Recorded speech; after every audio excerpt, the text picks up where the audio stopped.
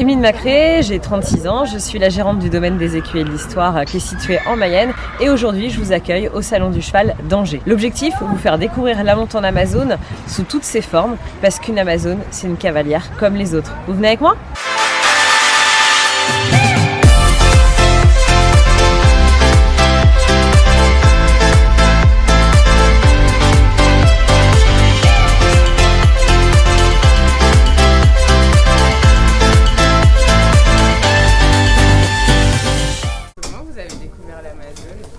Alors en fait, j'ai eu la chance de rencontrer une personne qui s'appelle Catherine Bouchny, qui faisait partie donc de l'association des écuries de l'histoire qu'on a créée avec Michael Sad. Elle montait déjà en Amazone et je peux dire qu'elle a carrément plus qu'insisté parce que dans mon état d'esprit, une Amazone, c'était une jolie femme en robe et qui faisait rien, qui se promenait au pas et qui souriait comme ça. C'était pas du tout mon idée, pour moi, de l'équitation. J'avais pas du tout envie de faire ça. Donc elle a insisté fortement pour que je le fasse. Et une fois que j'ai découvert la montée en Amazone et que j'ai vu toutes les possibilités qu'on pouvait faire, c'était juste une façon différente de monter, très élégante, mais c'est tout quoi. Et au final, on fait tout comme ces messieurs. Donc voilà, donc c'est comme ça que j'ai commencé, puis donc ça s'est fait en 2013. Après, dans la foulée, on a commencé nous aux écuries où j'ai appris avec mon cheval qui connaissait pas du tout la montée en Amazone. Et on a, qui s'appelle Carléos, on a découvert ça ensemble.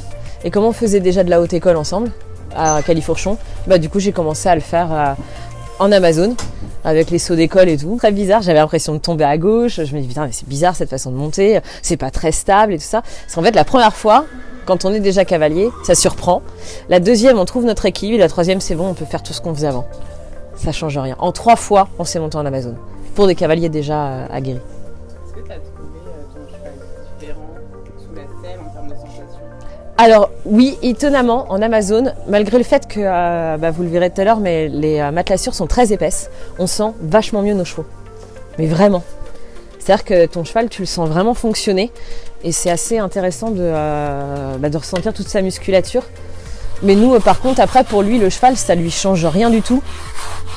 Ça lui fait pas mal au dos, contrairement à ce qu'on peut penser, parce qu'on est parfaitement en équilibre et qu'on doit être au milieu, en fait. On est au milieu de notre cheval, complètement ici sur le dos, légèrement plus en arrière qu'à Califourchon. Donc c'est là où il faut vraiment avoir un cheval déjà avec un dos musclé et ensuite après derrière toi qu'il soit parfaitement en équilibre pour pas pencher plus à gauche que à droite. En tant que cavalière, que tu montes à Califourchon en Amazone, ça te pose pas de problème. Tu peux monter n'importe quel cheval d'une façon ou de l'autre. Pour le cheval, ça change pas grand chose non plus, à part la non-action de la jambe droite. Mais si ton cheval, tu l'as dressé parfaitement à l'assiette, il n'y a aucune différence pour lui. Ce que j'entends dresser à l'assiette, c'est-à-dire qu'au lieu de dresser ton cheval avec beaucoup de jambes et qui répondent exclusivement au contact de la jambe, il doit d'abord commencer par répondre au contact de la contraction de ta fesse. Et c'est ça, avoir l'assiette intelligente et de pouvoir suivre son cheval correctement. C'est-à-dire que toutes tes demandes commencent par l'assiette. Ton Amazone est totalement adapté aux hommes. Il faut savoir qu'en fait, quand les femmes ont monté en Amazone, c'était les hommes qui dressaient les chevaux pour les dames. Donc, ces messieurs montent en Amazone. Et on a quelques hommes en France aussi, en Angleterre, qui montent en Amazone pour leur plaisir. Et c'est extrêmement intéressant. Nous, au sein de l'association, beaucoup ont essayé de monter en Amazone et se sont trouvés en fait surpris de la qualité de l'équitation qu'ils pouvaient proposer. La grosse difficulté pour ces messieurs, c'est de trouver une selle qui leur correspond, qui est assez grande, parce que généralement les hommes ont tendance à être plus grands que les femmes. Alors attention, c'est une généralité, mais il peut y avoir des hommes plus petits, mais voilà, du coup c'est plus de trouver des selles qui sont adaptées. La grosse difficulté en Amazone, c'est pas de la façon de monter, c'est de trouver la selle qui te convient. Parce que la selle qui te convient, il faut qu'elle aille à ton cheval et toi à ta longueur de fémur. Du coup, pour que la montée en Amazone soit attractive pour les jeunes, il faut que ce soit fun. Donc c'est là où, en fait, où on amène quand tu commences à te dire ok, tu vas pouvoir faire un concours de saut d'obstacle ou un concours de cross en Amazone, la difficulté est autre. Et généralement, les jeunes qui ont envie de faire ça, ils ont envie de se différencier. Ils ont envie d'aller un petit peu au-delà aussi de leurs limites et d'aller chercher quelque chose d'un petit peu plus compliqué, au départ en tout cas. Et après de se rendre compte qu'au final c'est facile et que monter en Amazone, c'est juste du pur bonheur. La selle d'Amazone, elle est très lourde. Ouf. C'est pas très très léger. Ouais.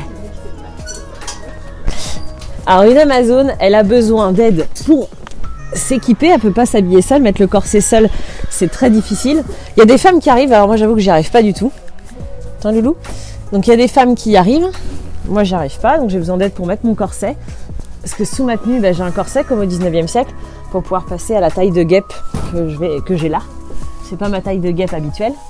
On a des faux seins pour avoir ce galbe et avoir la silhouette qu'on pouvait avoir au 19e siècle.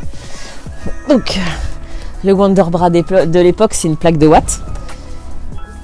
Et là j'utilise moi une selle. Celle-ci c'est une selle qui date de 1920.